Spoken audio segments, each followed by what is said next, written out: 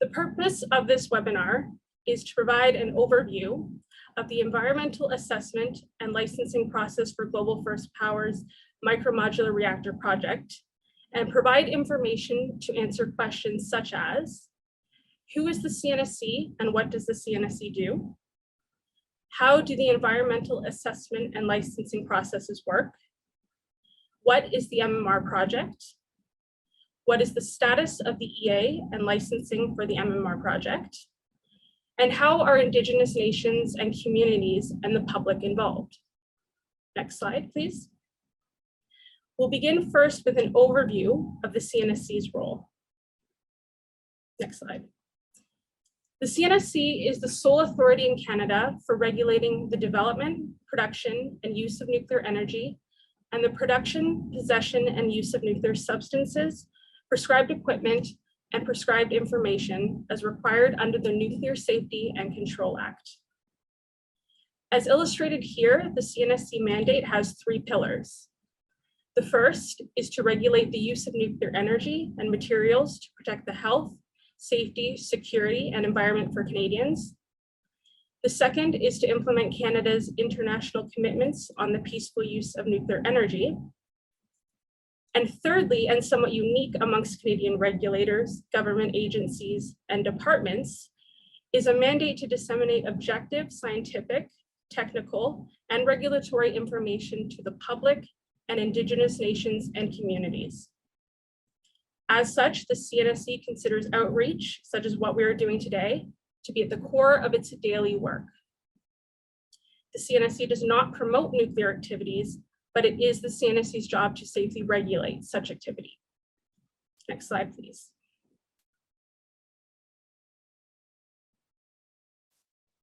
The Commission is an independent quasi-judicial administrative tribunal that is arm's length from government. An important characteristic of the Commission is that unlike most government departments or agencies, they do not report to a minister.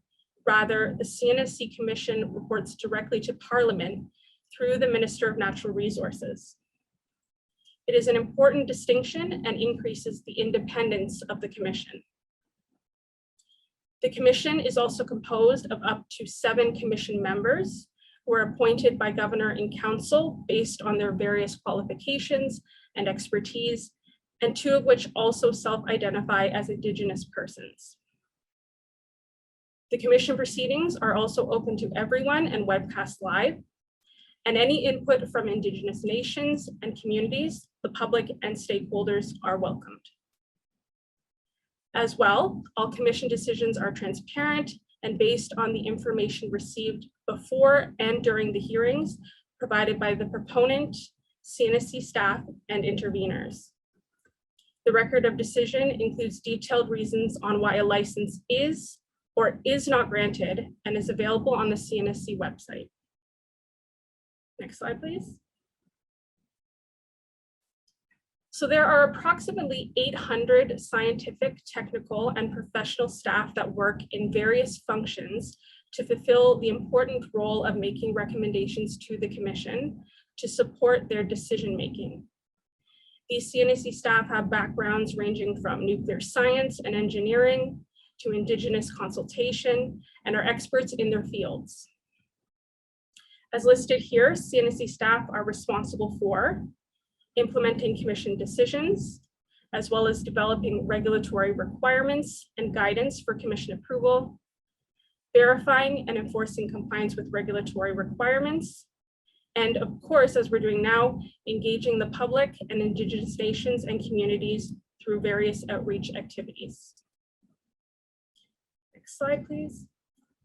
So as a regulator, the CNSC is responsible for establishing a licensing and compliance system to ensure that all persons who use or possess nuclear substances and radiation devices do so in accordance with a license, and that regulated parties have safety and security provisions in place that ensure compliance with regulatory requirements. This ensures that licensees are directly responsible for managing regulated activities in a manner that protects health, safety, security, and the environment, and that conforms with Canada's domestic and international obligations on the peaceful use of nuclear energy. Through this licensing and compliance system, the CNSC ensures that regulated parties are informed about regulatory requirements and provides guidance on how to meet requirements while verifying that they are and continue to be met. When doing all of this, the CNSC makes independent, objective, and risk-informed decisions.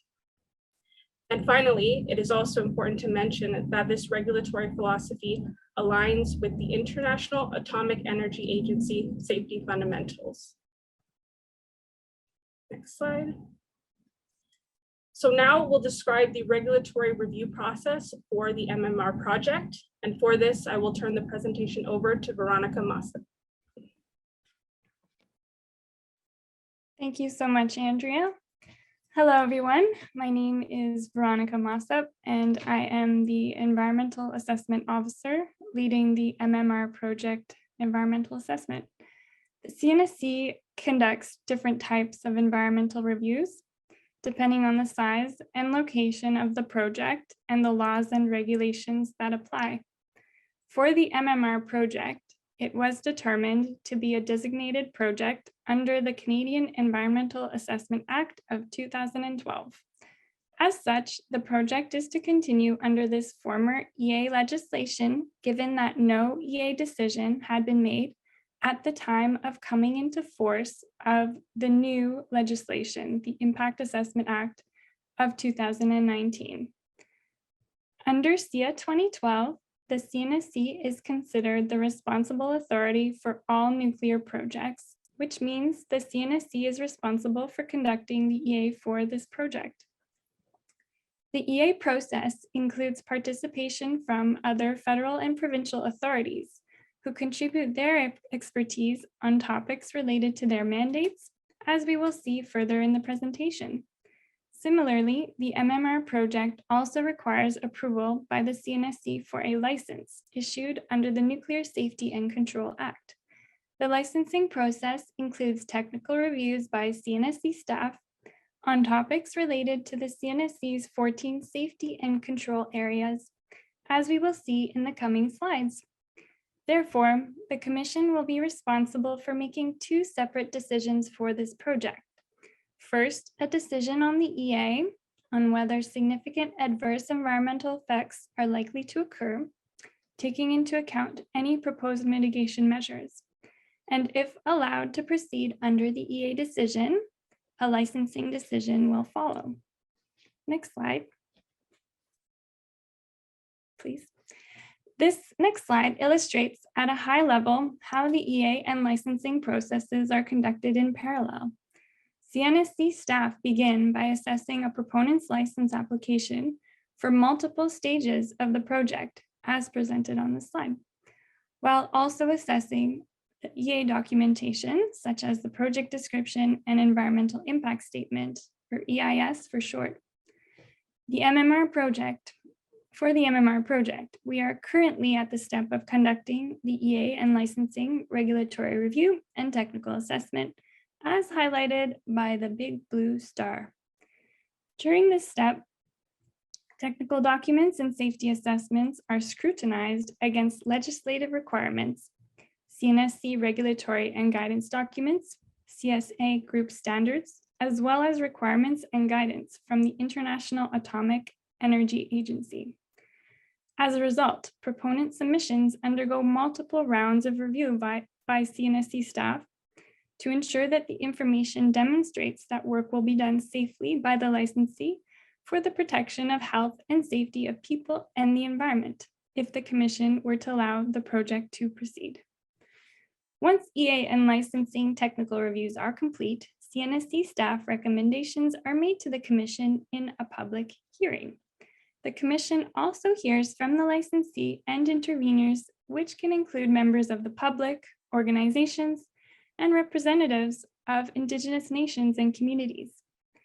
The Commission considers all of the evidence presented to them in making the EA and licensing decisions. If the Commission allows the project to proceed, CNSC staff will undertake compliance verification and performance monitoring against the EA and license conditions. As this slide highlights, environmental monitoring occurs throughout the life cycle of the project, and participation opportunities for the public and Indigenous nations and communities are provided during the review process. Next slide. Next slide. Next slide. There we go. Oh, go back. Perfect. When it comes to EA, the CNSC has developed a process for the review of designated nuclear projects under SIA 2012. For the MMR project, it is currently between steps 2 and 3 of the EA process, as indicated by the blue star. More details on the status of the regulatory review for this project will be provided later in the presentation. Indigenous consultation and engagement activities are included in the review process to the extent possible. The CNSC also ensures that the public has an opportunity to participate at many stages of this process, as shown by the smaller four green bubbles. Next slide, please. The CNSC's technical assessment of a license application is a multi-step process as depicted in the graphic on this slide. Information submitted in support of an application must demonstrate that the proposed safety and control measures will meet or exceed regulatory requirements and CNSC expectations. All submissions are expected to be supported by appropriate analytical, experimental, or other suitable evidence. CNSC technical experts, many of whom have advanced degrees, review the license application and supporting documentation using a science-based, risk-informed technical assessment process. Technical assessments demand rigorous engineering and scientific analyses, taking into consideration the CNSC's experience and knowledge of best practices. As part of the licensing technical review, the CNSC may also request expertise from third parties, such as academia or international experts, as well as other relevant federal, provincial, and territorial government departments to aid in the review as required. Examples include departments or agencies responsible for regulating health and safety, environmental protection, emergency preparedness, and the transportation of dangerous goods. All involved parties consider operational experience and benchmarking. Examples of topics covered in technical assessments include safety analysis, radiation protection programs, detailed decommissioning planning, and operator training programs. If CNSC staff conclude that an application is not complete or satisfactory, the proponent will be asked to submit additional information and/or revise the documents to address the deficiency. The revised documents are then reviewed again by CNSC staff. This process continues until staff are satisfied that all requirements are met. Next slide, please. The Safety and Control Areas Framework is designed to allow CNSC staff to evaluate all applications consistently and provide a platform for conducting technical assessments that ensures all aspects relevant to safety and security are thoroughly reviewed. Technical assessments for each of the safety and control areas presented on this slide are integral to the regulatory assessment process, and as such, represent a major component of the core work conducted daily by CNSC staff. The results of each technical assessment are the technical conclusions and recommendations that are considered in conjunction with other information presented for a project to inform decision-making. Next slide, please. Now that we have provided an overview of the regulatory review process applicable to the MMR project, I will hand the presentation over to Dylan Sivkumar to dive into the status of the MMR project EA and licensing reviews. Next slide, please. Thank you, Veronica. Hello, everyone. My name is Dylan Sivkumar. I'm a product officer working on the licensing review for the MMR project. In March of 2019, Global First Power submitted a project description and license application to prepare site for a 15 thermal megawatt nuclear reactor facility to be deployed at the Chalk River Laboratories in Renfrew County, Ontario. According to GFP, the facility will provide either high quality heat or up to 5 megawatts of electrical power over an operating lifespan of approximately 20 years. The intent is to demonstrate full-scale commercial viability of the micro-modular reactor technology.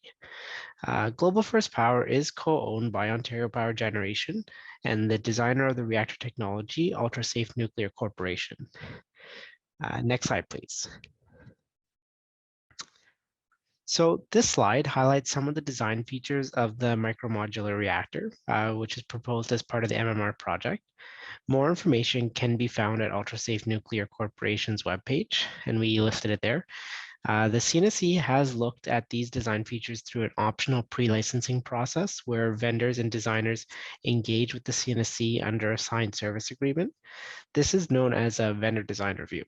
The review is an opportunity for both the CNSC and the vendor to engage on certain topics, where the CNSC provides feedback on the vendor's efforts to address Canadian regulatory requirements and identifies fundamental barriers to licensing, if any, earlier in the process. And CNSC staff are able to develop an understanding of the vendor and its design and identify regulatory issues.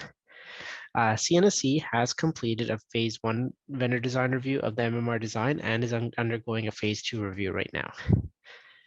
Next slide, please.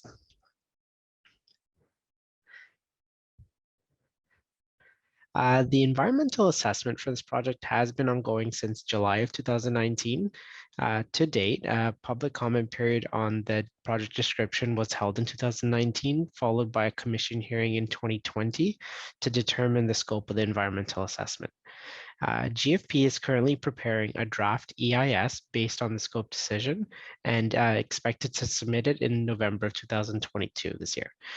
Once the draft EIS package is deemed complete by the CNSC staff, a 90-day technical review and public comment period will follow. If it is incomplete, GFP will be required to provide additional information. Over the coming months, CNSC will offer funding through its participant funding program to support the public and Indigenous nations and communities in providing comments during the public comment period on the draft EIS. Once the project satisfies the requirements of the EA and technical review, including submitting a final consolidated EIS, and that the CNSC staff have drafted an EA report and commission member document, are satisfied that the safety case meets licensing requirements, then a public hearing will be held. Next slide, please. So federal departments, provincial ministries, as well as Indigenous nations and communities are invited to participate as a member of the technical review team for the MMR project environmental assessment. This involves providing specialist or expert information or knowledge with respect to the project following the review, GFP's EIS, and subsequent responses to additional information requests to ensure that sufficient information has been provided to complete an analysis and draw conclusions as to the potential effects of the proposed project on the environment. Review team members may also be requested to participate in drafting or reviewing sections of the environmental assessment report and may participate in the public hearing to present their findings and respond to questions from the Commission. The members of the federal provincial review team of the MMR project are listed on this slide. Note that discussions are ongoing with Indigenous nations and communities for consideration of bringing Indigenous members on the review team. Next slide, please. So in terms of the status on the licensing review, we'll start back in 2019 when GFP applied for a license to prepare site for the MMR project. Since then, CNSC staff have undertaken a detailed iterative technical review submitted by GFP and the Canadian Nuclear Laboratories, CNL, the site operator at Chalk River Laboratories, in support of the application related to GFP's management system, training, and their public information and disclosure approach. CNSC staff are currently reviewing these submissions and providing comments to GFP to address regulatory requirements. GFP has provided key technical documents such as the design plan, including the disposal facility, concrete cap, and engineered cover, geosynthesis report to summarize available geological, hydrological, and geomechanical information, waste form report to describe metal components in the reactor vault and degradation due to corrosion, and also waste inventory report to describe what the waste is composed of, the amount of each radionuclide and its location, and how waste characterization was conducted. Next slide, please. So now we're going to provide a overview of the public and Indigenous participation for the MMR project review. For this, I'm going to turn the presentation over to Blair Carter. Thanks, Dylan. Good evening, everyone. My name is Blair Carter, and I'm the Policy Officer leading Indigenous engagement for the MMR project. At the CNSC, staff are committed to building long-term positive and trusted relationships with Indigenous nations and communities in Canada. As an agent of the Crown, the CNSC consults with Indigenous nations and communities to understand and address potential impacts to Indigenous and/or treaty rights from a project as part of both the licensing and EA review processes. Where applicable, CNSC staff are exploring opportunities for collaborative reporting on assessments related to potential impacts on Indigenous rights and interests. The CNSC also leads a whole of government approach to improve the efficiency and effectiveness of engagement and consultation.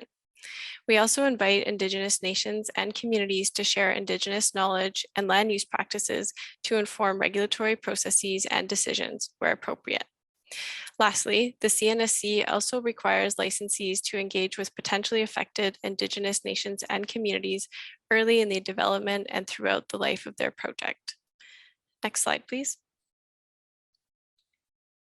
In terms of public engagement, the CNSC aims to promote transparency of staff's technical review processes and engages with the public through different mechanisms, including regular and consistent status updates in project bulletins, social media posts, and updates on the CNSC's website, as well as topical discussions with two-way dialogue, such as online webinars, one-on-one sessions, and CNSC staff participating in public events. And lastly, through contextualizing the project through video and/or written frequently asked questions. We welcome your thoughts and views on the proposed approaches and any other ideas you may have to increase public engagement on projects. Next slide, please. So during the public comment period on the project description, we heard concerns from organizations, Indigenous nations and communities, the public, and the nuclear industry. These concerns relate broadly to the themes and topics that are listed on the slide. As mentioned, in the next step of the EA process, the EIS, or the Environmental Impact Statement, will aim to capture the concerns that are heard within the scope of the EA and to provide an assessment of potential effects from the project. The significance of any residual effects will then inform the decision-making process. Next slide, please. The CNSC is interested in hearing what Indigenous nations and communities, members of the public, and stakeholders have to say regarding the MMR project. There are many ways in which you can get involved and be heard. You can submit comments during the public comment period on the review of the EIS, which, as mentioned earlier, is anticipated in late 2022. You can also intervene as part of the public hearing once we arrive at this step in the EA process in the future. To learn more about the role of interveners in the hearing process and details on participating, please visit the link provided on the slide. You may also choose to provide your email address in today's webinar's exit survey, and that will add you to the MMR project email distribution list. This will ensure you will receive the notifications for the participation opportunities that I just mentioned. And to stay abreast of other projects and participation opportunities, please sign up to our subscribers list.